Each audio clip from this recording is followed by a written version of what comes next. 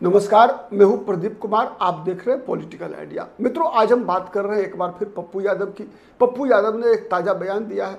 कहा है कि मैं अब थक गया हूं, मेरी हिम्मत जवाब दे गई है, लगता है कि राजनीति से संन्यास ले लूं। सवाल उठता है, पप्पू यादव किससे डरे हुए हैं? किस डर से पप्पू यादव ने ऐसा बयान दिया? क्योंकि पप्पू यादव का जो चरित्र रहा है वो तो डरने वाला है नहीं।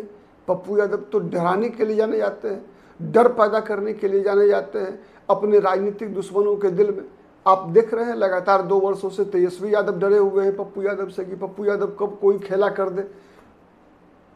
तो इस प्रकार की परिस्थिति में पप्पू यादव का यह बयान संदर्भ है पप्पू यादव के बयान का कि महबूब आलम जो सीपीआई-एमएल के विधायक दल के नेता हैं, उन्होंने 2 दिन पहले कहा कि पप्पू यादव कांग्रेस पार्टी में नहीं है और हमारा गठबंधन कांग्रेस पार्टी से है, इसलिए पप्पू यादव के किसी भी बयान को सीरियसली लेने की आवश्यकता नहीं है। उस पर भी पप्पू यादव ने प्रतिक्रिया व्यक्त करते हुए कहा कि महबूब भाई से इस प्रकार के बयान की अपेक्षा नहीं थी। महबूब आलम मुझे जानते हैं, मतलब पप्पू यादव को जानते हैं अच्छे तरीके से, स्वाभाविक भी है। महबूब आलम भी उसी क्षेत्र के से आते हैं, सीमांचल से आते हैं जहां से पप्पू यादव है, पूर्णिया से सांसद है पप्पू यादव। तो नहीं जानने का कोई सवाल नहीं उठता। दोनों व्यक्ति एक दूसरे की क्षमता से पूर्व परिचित हैं, एक दूसरे का लाभ नुकसान क्या है, मेरिट डिमेरिट क्या है, सब कुछ पता है एक दूसरे को। पप्पू यादव को भी पता है और महबूब आलम को भी पता है। तो उस बयान पर, महबूब आलम के बयान पर पप्पू यादव ने कहा हाथी चले बाजार कुत्ता भूखे हजार, मतलब चिड़चिड़ा कर जो है महबूब आलम को भी लपेट लिया। एक तरफ महबूब आलम कहते हैं, दूसरी तरफ से कुत्ता भी बना देते हैं। ठीक है, चलनी दुसलक बढ़नी के जकरा अपने सहस्त्र को छेद, इस प्रकार की बात भी जो है पप्पू यादव ने कहा। मतलब महबूब आलम के बारे में कि आप मुझे जिस बात का ताना मार रहे हैं, मेरे बारे में कह रहे हैं, आपकी क्या औकात है, यह बात भी पप्पू यादव ने उनको भी औकात दिखाया। लेकिन मूल बात जो पप्पू यादव का है कि पप्पू यादव ने ये बात क्यों कहा, क्यों उनका हिम्मत जवाब दे रहा है, इस पर हम आते हैं। दरअसल बात ऐसा है कि पप्पू यादव का राजनीतिक भविष्य कांग्रेस पार्टी में तभी मजबूत होता है जब कांग्रेस पार्टी तेजस्वी यादव से अलग होकर कुछ करने का प्रयास करती है, या फिर तेजस्वी यादव के साथ रहकर भी कांग्रेस पार्टी जब तक अपने आप को मजबूत करने का लगातार प्रयास नहीं करेगी, तब तक पप्पू यादव की कोई उपयोगिता कांग्रेस के अंदर नहीं बनती। चूंकि पप्पू यादव जिस सामाजिक समूह से आते हैं, जिस वर्ग की राजनीति करते हैं, जिस धारा की राजनीति करते हैं, उस धारा का सबसे बड़ा हिस्सा आज भी अगर किसी के पास है तो वो तेजस्वी यादव के पास है। अगर तेजस्वी यादव के साथ और तेजस्वी यादव पर निर्भरता अगर कांग्रेस पार्टी की जब तक रहती है, तब तक पप्पू यादव और कन्हैया कुमार जैसे लोगों की आवश्यकता राहुल गांधी को नहीं पड़ेगी। अगर राहुल गांधी जब तक कांग्रेस पार्टी को बिहार में आरजेडी की बी टीम बनाकर राजनीति करना चाहते हैं, तब तक पप्पू यादव, कन्हैया कुमार जैसे लोगों की आवश्यकता राहुल गांधी को नहीं पड़ेगी। पप्पू यादव और कन्हैया कुमार जैसे लोगों की आवश्यकता राहुल गांधी को तभी पड़ेगी जब राहुल गांधी बिहार में कांग्रेस पार्टी के स्वतंत्र अस्तित्व को खड़ा करना चाहेंगे, चाहे वो आरजेडी के साथ रहकर हो या आरजेडी से अलग हटकर हो। अब तक का कांग्रेस पार्टी का इतिहास क्या रहा है? 1997 के बाद से लगातार बीच के कुछ 2, 4, 5, 6 महीने के अंतरालों को अलग अलग समय में छोड़ दिया जाए अगर, तो मोटे तौर पे कांग्रेस पार्टी का बिहार में एक ही अभियान रहा, एक ही निशाने पर रहा कि किसी भी कीमत पर भारतीय जनता पार्टी और भारतीय जनता पार्टी के गठबंधन को बिहार की सत्ता और केंद्र की सत्ता में आने से रोकना एकमात्र उद्देश्य रहा। और बीजेपी को रोकते रोकते कांग्रेस तो बीजेपी को रोक नहीं पाई, चाहे राजद के सामने समर्पण करके हो, चाहे राजद से अलग हटकर हो, लेकिन खुद आरजेडी में विलीन होती गई। आरजेडी मतलब कांग्रेस पार्टी का जो आधार वोट बैंक था, वो सब के सब 80% से लेकर 90% तक आप कह सकते हैं वो आरजेडी में समाहित होता गया।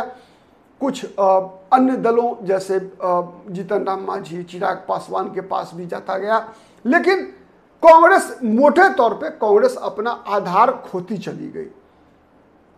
तो लाभ क्या हुआ? एक कॉन्ट्राडिक्टरी है। दूसरा, दिल्ली की राजनीति में, केंद्र की राजनीति में दरअसल बीजेपी को रोक पाने की क्षमता क्या राष्ट्रीय जनता दल के पास है? नहीं।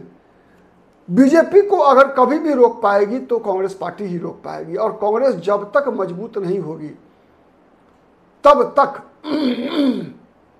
बीजेपी को रोकेगी कैसे, और मजबूती होगी कहां से। कहावत है बूंदे बूंदे तालाब भरता है,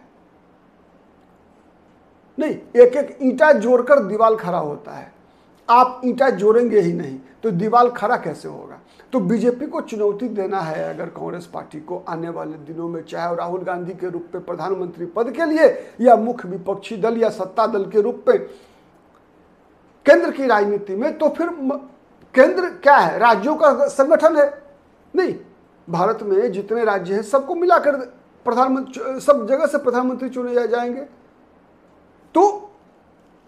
तो सवाल ये उठ रहा है कि जब तक राज्यों में मजबूत नहीं होगी कांग्रेस पार्टी, बिहार में आरजेडी पर निर्भर रहेगी, पश्चिम बंगाल ममता बनर्जी पर, उत्तर प्रदेश में समाजवादी पार्टी पर, महाराष्ट्र में शिवसेना और शरद पवार पर, तमिलनाडु में MK स्टालिन पर, ठीक है, तब तक कांग्रेस पार्टी सीट कहां लड़ेगी और जीतेगी कहां। और जब तक 150 पौने 200 सीटें कांग्रेस कम से कम नहीं जीत पाएगी तब तक गठबंधन की सरकार भी कांग्रेस की बनेगी कैसे। तो ये बात कहीं ना कहीं राहुल गांधी के दिमाग में भी है, लेकिन राहुल गांधी शायद जिस तरह से की राजनीति है अभी 2024 के लोकसभा चुनाव के बाद से अब तक शायद फाइनल फैसला राहुल गांधी ले नहीं पाए कि कांग्रेस पार्टी करेगी क्या, क्या अकेले लड़ेगी, क्या अपना आधार वोट वापस पाएगी या फिर पुराने ढर्रे पर चलेगी। यदि कांग्रेस पार्टी पुराने ढर्रे पर चलेगी, आरजेडी के समक्ष समर्पण करके चलेगी, उत्तर प्रदेश में अखिलेश यादव के समक्ष आत्मसमर्पण करके चलेगी, पश्चिम बंगाल में ममता बनर्जी के सामने आत्मसमर्पण करके चलेगी, तो फिर पप्पू यादव और कन्हैया कुमार की जरूरत नहीं है। तब तो तेजस्वी यादव, अखिलेश यादव, ममता बनर्जी जैसे नेता, MK स्टालिन जैसे नेता ही कांग्रेस पार्टी की नैया को पार लगाने में सक्षम है। लेकिन सवाल ये उठता है कि वैसे कांग्रेस की नैया क्या पार लगेगी। मैंने अभी जस्ट आपका उदाहरण दिया, कांग्रेस की नैया पार लगते लगते अगर दिल्ली में क्या हुआ, दिल्ली में कांग्रेस पार्टी ने जब 2013 में अरविंद केजरीवाल को समर्थन देकर सरकार बनवाई, अरविंद केजरीवाल के 28 विधायक जीते थे, बहुमत नहीं था, कांग्रेस पार्टी के 8 विधायकों के समर्थन से केजरीवाल ने सरकार बनाया। अगला बार क्या हुआ, केजरीवाल ने कांग्रेस का समर्थन को वापस कर दिया, इस्तीफा दे दिया, दोबारा चुनाव हुआ 2015 में, केजरीवाल 67 सीट जीत कर आ गए, कांग्रेस 0 हो गई। कांग्रेस का पूरा दलित मुसलमान सब वोट जो है चला गया आम आदमी पार्टी में, कांग्रेस हो गई 0। लगातार 3 चुनाव 2015, 2020, 2025 तीनों चुनाव में दिल्ली में कांग्रेस पार्टी खाता नहीं खोल सकी। वो कांग्रेस पार्टी जो लगातार 3 बार, शीला दीक्षित लगातार 15 वर्षों तक दिल्ली की मुख्यमंत्री रही, शीला दीक्षित से केजरीवाल ने सत्ता छीना और उस दिल्ली में कांग्रेस पार्टी लगातार 3 चुनाव से 0 पर आउट हो रही है। बिहार में भी लगभग वही स्थिति बनी, कांग्रेस ने अपना आधार आरजेडी के हाथों गंवा दिया। और इस चुनाव में वो संकेत पप्पू यादव, कन्हैया कुमार जैसे नेताओं के बल पे निकल कर आ रहा है कि कांग्रेस का जो आधार वोट है, मुसलमान दलित कांग्रेस के साथ आने को तैयार है। और तब अगर राहुल गांधी इस बार फैसला नहीं ले पाए, इस बार अगर फैसला नहीं ले पाए तो शायद राहुल गांधी की ये ऐतिहासिक गलती हो सकती है। और शायद पप्पू यादव को कहीं ना कहीं इस बात का संकेत मिल रहा है कि राहुल गांधी फिर से कॉम्प्रोमाइज करने की स्थिति में आ गए हैं कि चलो एक चुनाव और देखते हैं। तेजस्वी यादव के साथ जाने का फैसला कर चुके हैं और तेजस्वी यादव के साथ यदि जाते हैं तो तेजस्वी यादव की पहली शर्त होगी बिहार की राजनीति से पप्पू यादव और कन्हैया कुमार का सफाया।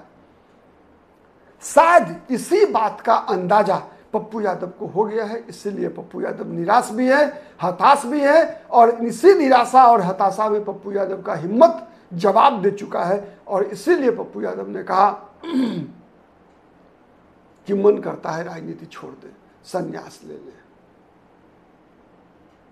लेकिन एक आशा की किरण छोड़ के रखा है। पप्पू यादव ने कहा है कि राहुल गांधी और प्रियंका गांधी के प्रति उनकी अगाध श्रद्धा है और उसी श्रद्धा के बल पर वो राजनीति में आगे कंटिन्यू करना चाहते हैं। लेकिन बहुत निराश हैं, हताश हैं। आज के लिए इतना ही। बहुत बहुत धन्यवाद। नमस्कार। जय हिंद, जय भारत।